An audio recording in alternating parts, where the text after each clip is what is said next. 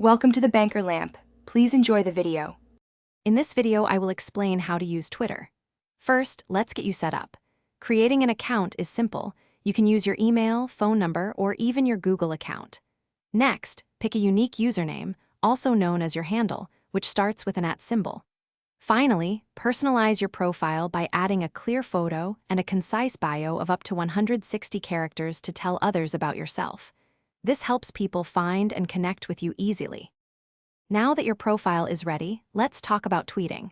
You can share your thoughts in tweets, which are short messages of up to 280 characters. To make your tweets discoverable, use relevant hashtags, which are words or phrases preceded by a #. Engaging with others is key. You can like posts, retweet them to your followers, or reply to join conversations. This builds your network and makes your experience more interactive. Beyond public tweets, you can also send direct messages for private conversations. These messages can be sent to one person or a group of up to 150 people. You have control over who can send you direct messages through your privacy settings. Additionally, you can make your tweets private, meaning only approved followers can see your content.